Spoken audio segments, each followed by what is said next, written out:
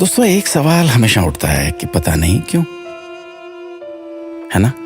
अब किसी भी विषय पर बात कीजिएगा तो आपके जहन में भी ये बात निकलेगी, पता नहीं क्यों। खाने को सादा दाल रोटी होती थी, लेकिन फिर भी किसी को खून की कमी नहीं होती थी, पता नहीं क्यों।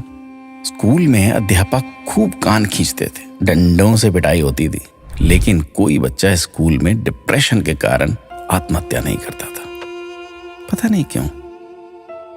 बचपन में महंगे खिलौने नहीं मिलते थे, लेकिन हर खेल बहुत आनंदित करता था, पता नहीं क्यों।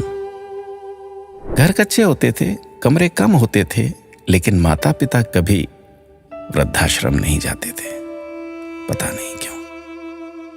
घर में गाय की, कुत्ते की, अतिथि की, मेहमानों की रोटियां बनती थी, फिर भी घर का बजट संतुलित रहता था। आज सिर्फ अपने परिवार की रोटी महंगी हो गई, पता नहीं क्यों।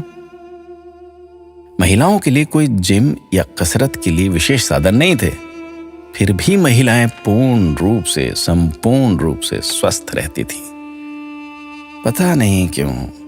भाई भाई में, भाई बहनों में अनेक बार खूब झगड़ा होता था, आपस में कुटाई तक हो जाती थी, परंतु आपस में मन मुटाव कभी नहीं होता था, पता नहीं क्यों। परिवार बहुत बड़े होते थे, पड़ोसियों के बच्चे भी दिन भर खेलते थे, फिर भी घरों में ही शादियां होती थी, पता नहीं क्यों। माता पिता थोड़ी सी बात पर थप्पड़ मार देते थे, लेकिन उनका मान सम्मान कभी कम नहीं होता था, पता नहीं।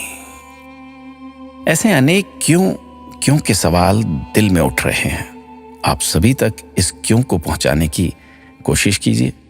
शायद फिर से पहले जैसा सौहार्दपूर्ण वातावरण, आपसी प्रेम, एकता का माहौल बने। एक एक 11 होते हैं। अपना ख्याल रखिएगा।